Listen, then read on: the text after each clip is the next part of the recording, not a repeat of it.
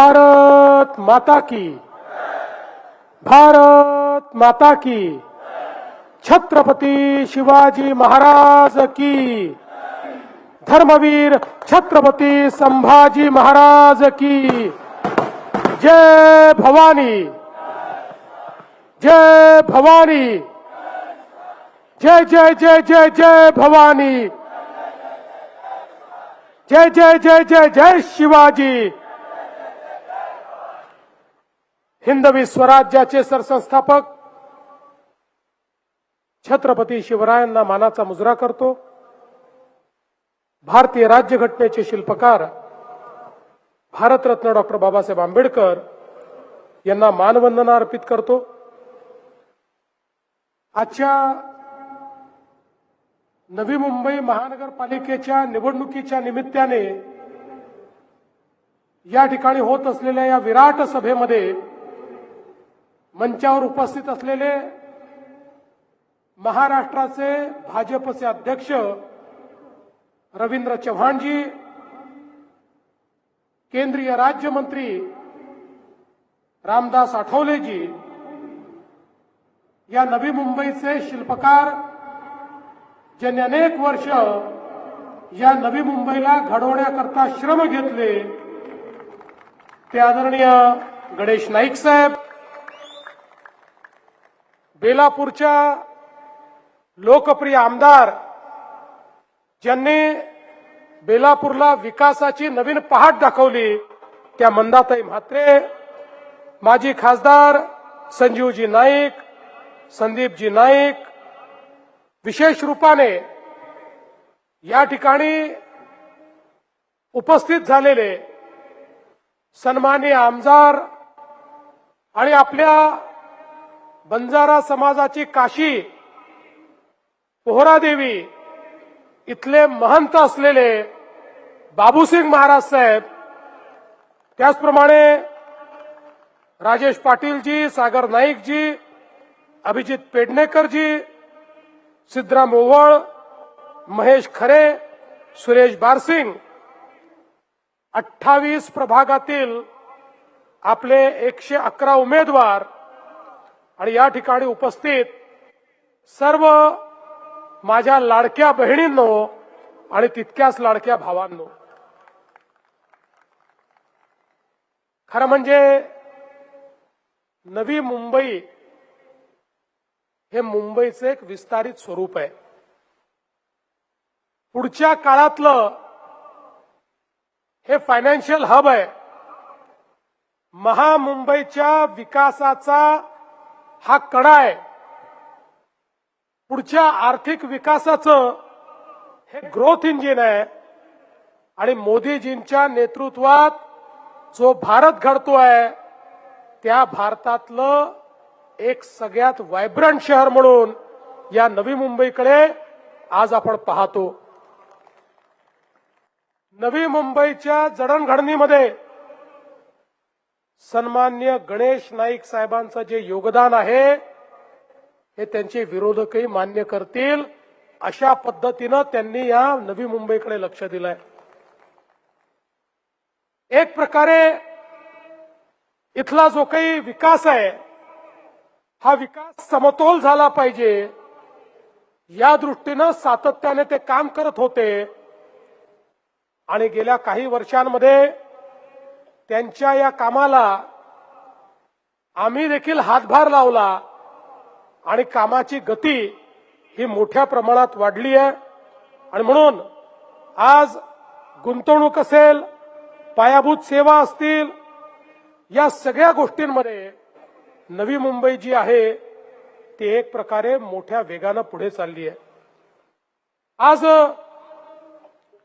जे काही आपण नवीन विमानतळ तयार केलं, ज्या विमानतळाला पुढच्या काळामध्ये आपण दिबा पाटलांचं नाव देणार आहोत, आज त्याला आपण नवी मुंबई एअरपोर्ट म्हणतो.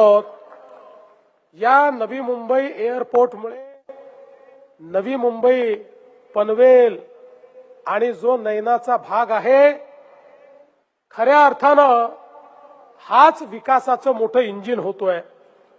आता आयात निर्यात, फार्मा, इलेक्ट्रॉनिक्स, इनोव्हेशन, अन्न प्रक्रिया, सेवा क्षेत्र, SEZ अशा सगळ्या क्षेत्रांमध्ये या ठिकाणी एक मोठी भरारी आपण मारणार आहोत आणि त्यामध्ये या नवी मुंबईचा एक मोठा वाटा असणार आहे. खरं म्हणजे या नवी मुंबईचा विकास होत असताना इथल्या भूमिपुत्रांचे देखील अनेक प्रश्न आहेत. विशेषतः गरजेपोटी घरांचे प्रश्न आहेत. या ठिकाणी काही अतिक्रमणधारकांचे प्रश्न आहेत. झोपडपट्टी वासियांचे प्रश्न आहेत. मागच्याही काळामध्ये प्रश्न सोडवण्याचा प्रयत्न आम्ही केला. काही निर्णय देखील घेतले, पण अजून काही निर्णय बाकी आहेत. मी आज तुम्हाला हे आश्वस्त करण्याकरता आलो आहे. 16 तारखेनंतर हे सगळे प्रश्न या ठिकाणी सोडवण्याकरताच आम्ही आलेलो आहोत. गरजेपोटीची जी घरं आहेत त्यांचे प्रश्न किंवा झोपडपट्टीमध्ये लोकांना जो मालकी हक्काचा पट्टा द्यायचा आहे तो प्रश्न असेल, किंवा नाईक साहेबांनी या ठिकाणी जे सांगितलं, आमच्या जमिनी घेतल्या, आम्हाला आमच्या जमिनीतनं 12.5% दिलं आणि त्याच्यावर नाव मात्र सिडकोचं आहे. आमच्याच जमिनीत आम्ही भाडेकरू झालो. नाईक साहेब चिंता करू नका, 12.5% वाल्या प्रत्येकाला मालक बनवल्याशिवाय आम्ही राहणार नाही. त्याचंच नाव हे त्या जमिनीवर असेल. या सगळ्या जमिनी फ्री होल्ड असतील. सगळे अधिकार हे त्या ठिकाणी भूमिपुत्रांना असतील. हा वचन देण्याकरता आणि संकल्प घेण्याकरता या ठिकाणी मी आलो आहे. आज आपण पाहू शकतो, एकीकडे नवी मुंबईचं या ठिकाणी एअरपोर्ट आपण केलं, दुसरीकडे अटल सेतू आपण केला. ज्या अटल सेतूमुळे मोठ्या प्रमाणात मुंबई आणि नवी मुंबईची जी काही त्या ठिकाणी दुरी आहे ती आपण कमी केली आणि यासोबत वेगवेगळ्या प्रकारे आपण या ठिकाणी विकास करतोय.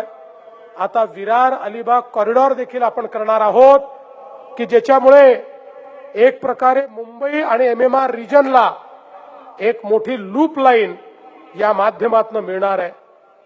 आज वेगवेगळ्या प्रकारची जी कामं आहेत, मग इकडे येत असताना आपल्या पनवेलकडे कळंबोली जंक्शन आहे, ज्या ठिकाणी मोठ्या प्रमाणात जाम होतो, तिथे 750 कोटी रुपयाचं जंक्शनचं बांधकाम आपण करतोय.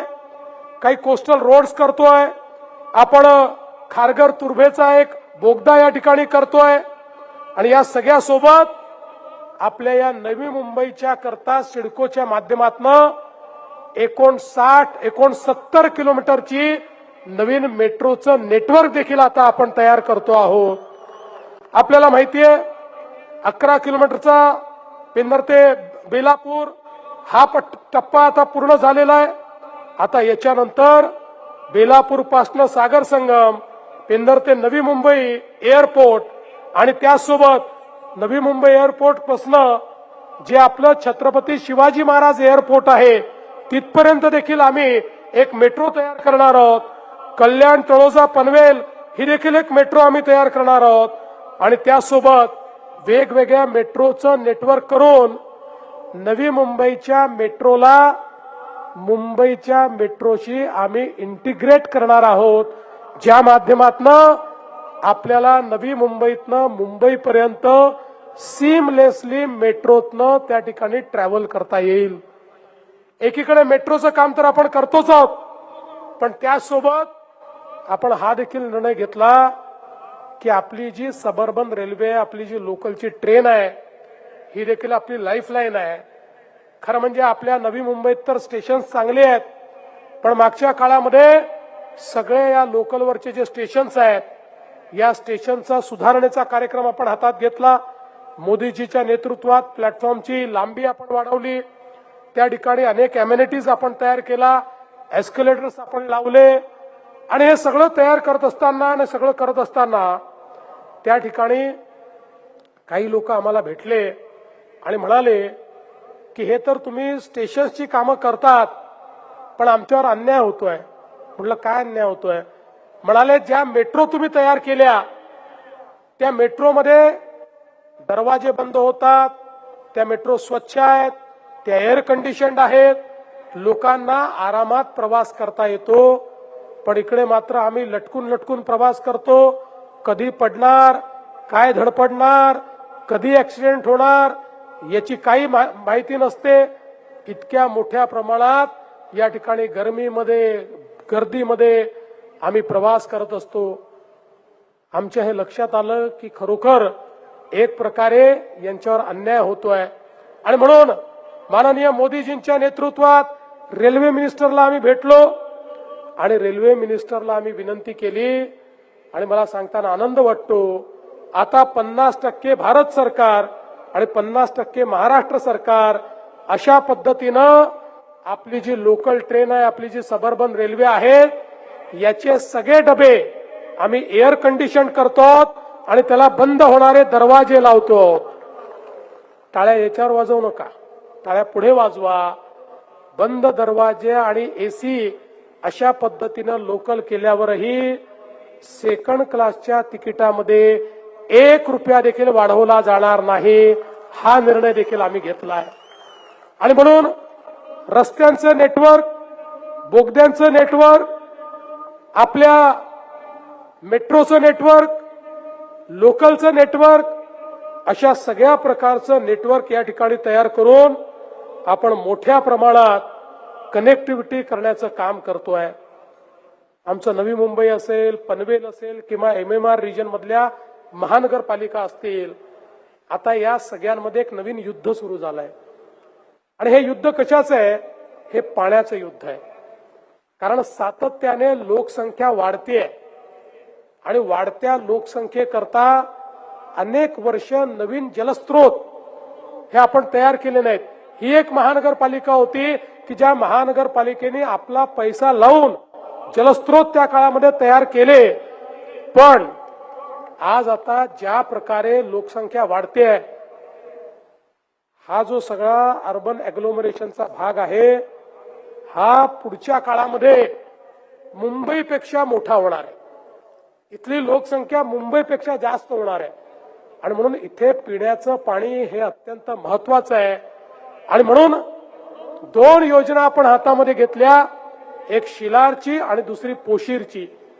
अनेक वर्ष या योजनावर केवळ चर्चा होत होती, पण इरिगेशननी पैसा खर्च करायचा की महानगरपालिकांनी करायचा, सिडकोनी करायचा की MMRDA करायचा, अशा पद्धतीनं हे सगळे प्रकल्प बंद होते.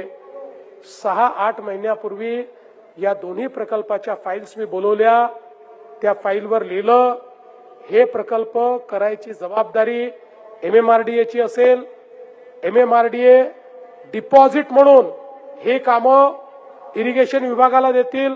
इरिगेशन विभाग हे डॅम तयार करतील आणि हे तयार करताना जे कर्ज काढावं लागेल त्याला राज्य सरकार हमी देईल. आणि त्यासोबत पुढच्या काळामध्ये कर्ज परत करत असताना जेवढ्या महानगरपालिकांना पाणी देऊ त्यांच्याकडनं थोडं थोडं कॉन्ट्रीब्युशन आपण घेऊ. असं करून त्याला मी मान्यता दिली. आज मला सांगताना आनंद वाटतो, शिलार असेल किंवा आपल्या नवी मुंबई करता पोशीर असेल, या दोन्हीचं टेंडर निघालं, वर्क ऑर्डर झाला, काम सुरू होत आहे आणि पुढच्या 3 ते 4 वर्षामध्ये हे काम आम्ही पूर्ण केल्यानंतर नवी मुंबई महानगरपालिकेला 2050 पर्यंत जेवढं पाणी लागेल ते सगळं पाणी हे पोशीरच्या माध्यमातून आम्ही देणार आहोत. आता या ठिकाणी पिण्याच्या पाण्याचं कोणताही त्या ठिकाणी तुटवडा असणार नाही. 11,000 कोटी रुपये याकरता आपण खर्च करतो आणि या माध्यमातून आपण हे काम करतो. पाताळगंगा नदीतनंही 150 MLDचं पाण्याचं आरक्षण आहे. पण हे करत असताना मला एका गोष्टीचा आनंद आहे, ही महानगरपालिका अशी आहे की या महानगरपालिकेने पहिल्यांदा या ठिकाणी जे पाणी आहे ते पाणी आपण जे वापरतो त्यातलं 80% पाणी आपल्याला रिक्लेम करता येतं. त्याकरता STP तयार करून घाण पाणी, सांड पाणी हे स्वच्छ करून त्या ठिकाणी त्यांनी समुद्रात सोडण्याचं काम हातामध्ये घेतलं. आता आम्ही काय ठरवलंय, आम्ही नियम केलाय की आता हे जे काही पाणी महानगरपालिकेचं आहे जे एसटीपीतनं स्वच्छ होत आहे, पहिल्या टप्प्यात आपल्याकडे 100 MLD स्वच्छ पाणी या ठिकाणी उपलब्ध आहे, जे सिवेज वॉटर होतं पण एसटीपीतनं स्वच्छ केलाय. आता आम्ही MIDC ला कंपल्सरी केलाय की MIDCने धरणातलं रॉ पाणी वापरायचं नाही, महानगरपालिकेने स्वच्छ केलेलं पाणी हे उद्योगाला द्यायचं आणि ते जे वाचणारं पाणी आहे ते महानगरपालिकांना वाढत्या लोकसंख्येकरता द्यायचं. त्यामुळे एक प्रकारे मोठ्या प्रमाणात या ठिकाणी आपण पाण्याचा पुनर्वापर हा करणार आहोत. आज हा सगळा जो भाग आहे, या भागामध्ये आपण पुढच्या काळात एज्युसिटी तयार करणार आहोत. आपण या सगळ्या आपल्या जी काही नवी मुंबई एअरपोर्टचा सगळा जो भाग आहे त्याच्या आसपास पनवेल, नवी मुंबई या महानगरपालिकेच्या क्षेत्रात, नैनाच्या क्षेत्रामध्ये त्या ठिकाणी मोठ्या प्रमाणात एज्युसिटी, स्पोर्ट्स सिटी, मेडिसिटी असे अनेक प्रकल्प घेतले आहेत. मला आपल्याला सांगताना आनंद वाटतो, एज्युसिटी हा जो प्रकल्प आपण हातात घेतला आहे, जगातल्या हाय रँकिंग 12 युनिव्हर्सिटीज जिथे ऍडमिशन करता आपली मुलं मरमर करतात पण ऍडमिशन मिळत नाही, तिथला खर्च देखील परवडत नाही, अशा 12 युनिव्हर्सिटीज आपला कॅम्पस या एज्युसिटी मध्ये आणतायत. त्यातल्या 7 युनिव्हर्सिटीशी करार झाला. 3 वर्षामध्ये ते इथे येतील. आता त्यांनी टेम्पररी कॅम्पसमध्ये काम सुरू केलंय आणि या 12 युनिव्हर्सिटी मिळून 1 लाख विद्यार्थी त्या ठिकाणी शिकू शकतील, अशा पद्धतीची व्यवस्था आपण केलेली आहे. आता 1 लाख विद्यार्थी शिकतील तर हे केवळ शिक्षण नाही आहे, यातनं अर्थव्यवस्थेला किती चालना मिळेल. 1 लाख विद्यार्थी शिकतील तर या ठिकाणी हजारो कोटी रुपयाचे व्यवहार होतील, रोजगाराची निर्मिती होईल. आणि म्हणून एकीकडे एज्युसिटी, दुसरीकडे मेडिसिटी आणि तिसरीकडे इनोव्हेशन सिटी ही देखील तयार करण्याचं काम आपण करतो. आता हा सगळा भाग एक प्रकारे भारताची डेटा सेंटर राजधानी झालाय. भारताच्या डेटा सेंटर कॅपॅसिटीच्या 60% डेटा सेंटर कॅपॅसिटी ही नवी मुंबई आणि आपल्या या सगळ्या भागामध्ये तयार झालेली आहे आणि पुढच्या काळामध्ये मोठ्या प्रमाणात हे काम चाललंय. महापेमध्ये जेम्स अँड ज्वेलरी पार्क आहे, नैना सिटी या ठिकाणी आकार घेते आहे आणि यासोबत या सगळ्या भागामध्ये मोठ्या प्रमाणात वेगवेगळ्या प्रकारच्या सोयी करण्याचा प्रयत्न आपण करतो. नाईक साहेबांनी जसं सांगितलं, महानगरपालिकेच्या क्षेत्रातले सिडकोचे भूखंड हे महानगरपालिकेला मिळाले पाहिजेत, ही मागणी अतिशय योग्य आहे आणि या मागणीला त्या ठिकाणी मान्यता देण्यात येईल. आज तुम्ही बघा, या क्षेत्रामध्ये तुम्ही वाचवले म्हणून 200 उद्यानं झाली, मोकळ्या जागा राहिल्या.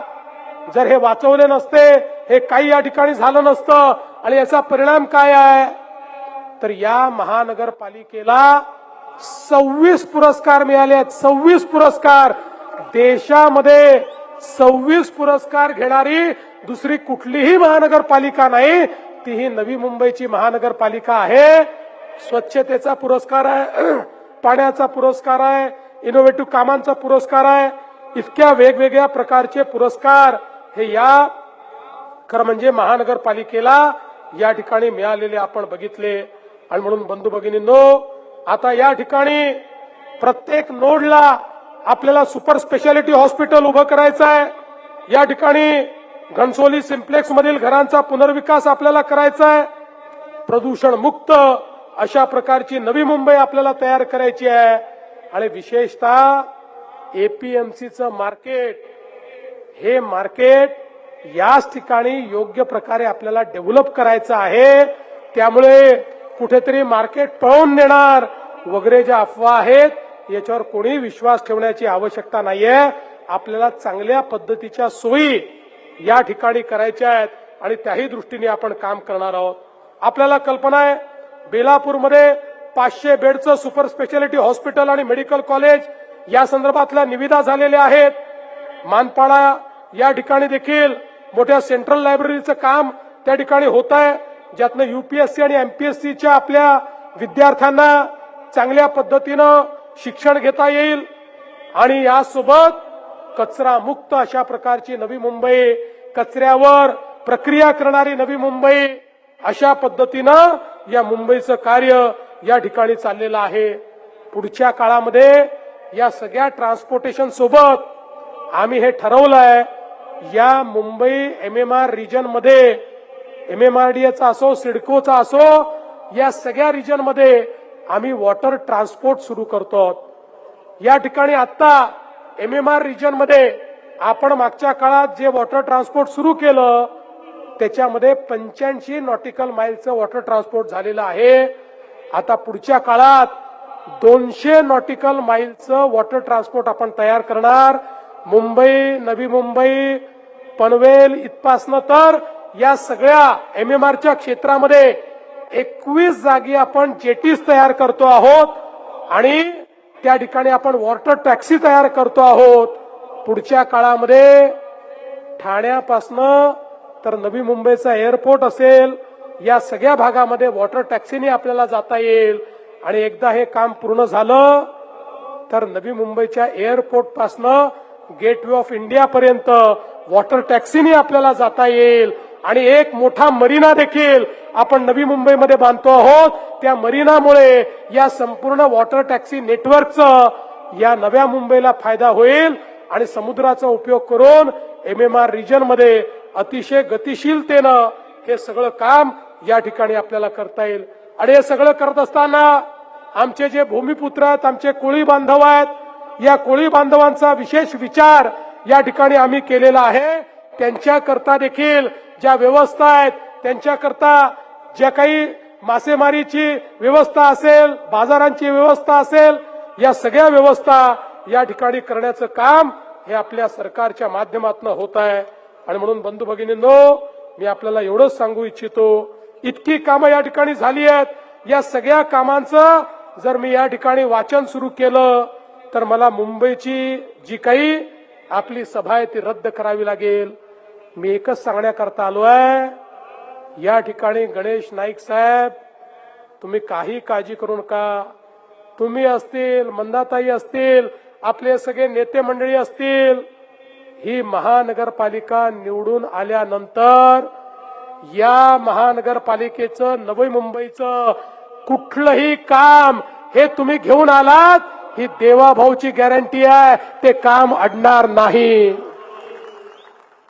या ठिकाणी मुख्यमंत्री म्हणून एवढंच सांगण्याकरता आलो आहे, नवी मुंबईच्या विकासात कोणालाही अडथळा आणू देणार नाही. नवी मुंबईच्या हक्काचे पैसे जे माननीय मोदी साहेबांनी दिलेले आहेत आणि भविष्यात मिळणार आहेत ते तुमच्यापर्यंत पोहोचतील, तुमच्या योजना पूर्ण होतील, तुमच्या प्रकल्पांना मान्यता मिळेल, तुमच्या घरांना मान्यता मिळेल, तुमच्या झोपडपट्टीचा विकास होईल, आरोग्य सेवा, शिक्षण सेवा याचा विस्तार या ठिकाणी होईल. आणि या सगळ्या गोष्टी करता खंबीरपणे तुमच्या पाठीशी उभं राहणार हा देवा भाऊ, हे सांगण्याकरता या ठिकाणी मी आलो आहे. आणि म्हणून आज नव्या मुंबईच्या लोकांना माझं या ठिकाणी एवढंच सांगणं आहे, नवी मुंबईकरांनो, आपल्याला माहिती आहे आम्ही जे बोलतो ते करतो. ज्यावेळी भारतीय जनता पक्षाला प्रचंड मोठं बहुमत मिळालं, हे बहुमत मिळाल्यानंतर काही लोक म्हणायला लागले, आता भाजपला इतकं बहुमत मिळालं, आता भाजपवाले पहिलं काम करणार, लाडकी बहीण योजना बंद करणार. 1 वर्षापेक्षा जास्त कालावधी गेला, लाडकी बहीण योजना सुरूच आहे. आणि सर्व बहिणींना सांगतो, जोपर्यंत तुमचा देवा भाऊ मुख्यमंत्री आहे, लाडकी बहीण योजना सुरूच राहणार, ती कोणी बंद करू शकत नाही. पण नाईक साहेब, मंदाताई, संजू भाऊ, आता मला तुम्हाला एकच गोष्ट सांगायची आहे, या माझ्या लाडक्या बहिणीच तुमचे 111 उमेदवार निवडून पुन्हा तुमच्या हातामध्ये ही महानगरपालिका देणार आहे. पण ही महानगरपालिका हातात आल्यानंतर माझ्या लाडक्या बहिणींना केवळ लाडकी बहीण ठेवू नका, आता माझ्या लाडक्या बहिणींना लखपती दीदी करा, लखपती दीदी. आता मोदी साहेबांनी लखपती दीदीचा कार्यक्रम आणलाय. लखपती दीदी म्हणजे जी लाडकी बहीण वर्षाला स्वतःच्या भरोशावर दरवर्षी 1,00,000 रुपयांपेक्षा जास्त कमावते, ती लखपती दीदी. आणि मला सांगताना आनंद वाटतो, महाराष्ट्रामध्ये मागच्या एका वर्षात 50 लाख लाडक्या बहिणींना आम्ही लखपती दीदी बनवलेलं आहे. आता 1 कोटीपर्यंत आकडा पुढच्या 6 महिन्यात आम्ही नेणार आहोत. आणि मी या ठिकाणी तुम्हाला निवडून आल्यानंतर स्पष्ट सांगतो, हे जेवढे नगरसेवक आहेत आणि जे होणारे महापौर आहेत त्यांनाही सांगतो, मी त्यानंतर नवी मुंबईत आल्यावर तुम्हाला हे विचारणार नाहीये किती रस्ते केले, किती उद्यानं केली. तुम्हाला प्रत्येकाला हाच हिशोब विचारणार आहे की तुमच्या वॉर्डातल्या माझ्या किती लाडक्या बहिणींना तुम्ही लखपती दीदी केलं, त्याचा हिशोब मला द्या. हा हिशोब तुम्हाला द्यावा लागणार आहे. आणि म्हणून मी एवढंच सांगण्याकरता आलो आहे, नवी मुंबईचे शिल्पकार गणेश नाईक साहेब आहेत. या नवी मुंबईला विकसित करण्याकरता, या नवी मुंबईचं हे स्वरूप वाचवण्याकरता सातत्याने त्यांनी संघर्ष केलाय. आम्ही सगळे या ठिकाणी मंदाताई असतील, आमचे सगळे आमदार असतील, आमचे माजी खासदार असतील, आमचे पदाधिकारी असतील, मी असेल, आठवले साहेब असतील, आम्ही खंबीरपणे त्यांच्या सोबत आहोत. पुन्हा एकदा नवी मुंबईकरांनी या ठिकाणी आम्हाला मतदान करावं. आम्हाला मतदान का करावं? जिसे निभा न सकूं ऐसा वादा मैं नहीं करता, जिसको निभा न सकूं ऐसा वादा नहीं करता, मैं बातें अपनी औकात से ज्यादा नहीं करता, भले ही तमन्ना रखता हूं आसमान छू लेने की, लेकिन औरों को गिराने का इरादा नहीं रखता. आणि म्हणून या नव्या मुंबईमध्ये पुन्हा एकदा भारतीय जनता पक्षाचं कमळ आपल्याला फुलवायचं आहे. येत्या 15 तारखेला मतदान केंद्रावर जायचंय. मतदान केंद्रावर गेल्यानंतर मशीनवर प्रत्येकाला 4 कमळ पाहिजे आहेत. उमेदवार पाहायचा नाहीये, त्याचा चेहरा पाहायचा नाहीये, काळा आहे का गोरा आहे पाहायचा नाहीये, केस आहे का टकला आहे पाहायचा नाहीये, केवळ 4 कमळ पाहिजे आहेत. कमळाचं बटन दाबायचं. अरे 15 तारखेला कमळाची काळजी तुम्ही घ्या. 16 तारखेपासून 5 वर्ष तुमची काळजी, या नवी मुंबईची काळजी आम्ही घेतल्याशिवाय राहणार नाही, हा विश्वास देतो आणि माझं बोलणं संपवतो. धन्यवाद. जय हिंद, जय महाराष्ट्र.